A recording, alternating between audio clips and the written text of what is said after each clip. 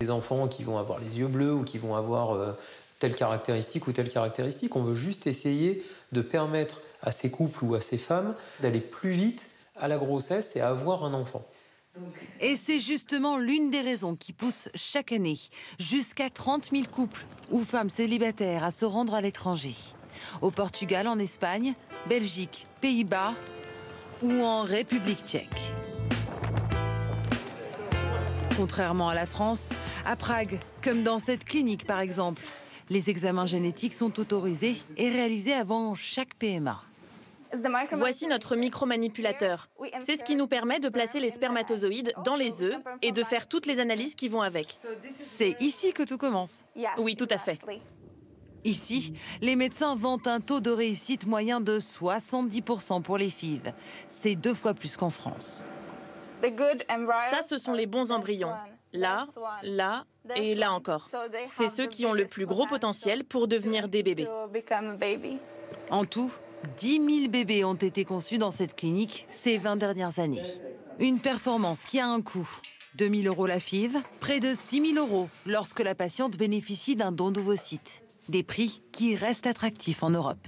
Quand on compare les coûts avec certains autres pays, comme par exemple l'Espagne, la République tchèque est à peu près 20 à 30% moins cher. Les États-Unis, où par exemple le coût est jusqu'à 10 fois supérieur à celui dont on parle.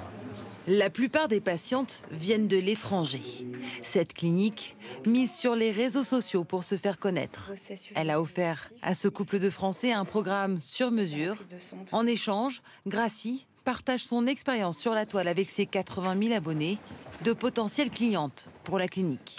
La jeune femme de 40 ans serait venue sur recommandation de son médecin, même si elle avait dû payer. On a tenté tout ce qu'on a pu en France, on a fait confiance en nos médecins, mais ils n'ont pas physiquement les moyens d'aller plus loin avec nous et de nous amener jusqu'à notre rêve, en fait. Et c'est notre médecin, notre gynécologue, qui nous a dit « partez ». Quelques semaines après leur premier rendez-vous à Prague, c'est déjà le grand jour. Le 7 novembre 82. Combien d'embryons à transférer? On en transfère un. L'intervention ne dure que quelques secondes.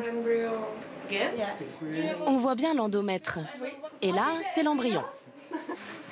Ça y est. Good job. C'est bien. C'est fait. Il faut encore attendre 2 semaines pour avoir les résultats du test de grossesse. J'espère que ça va marcher, je vous le cache pas. Ce couple dispose encore de 3 embryons en République tchèque. Ça va marcher, chérie. Leur dernière chance d'avoir un enfant. Ça va aller. Après 7 ans de PMA en France.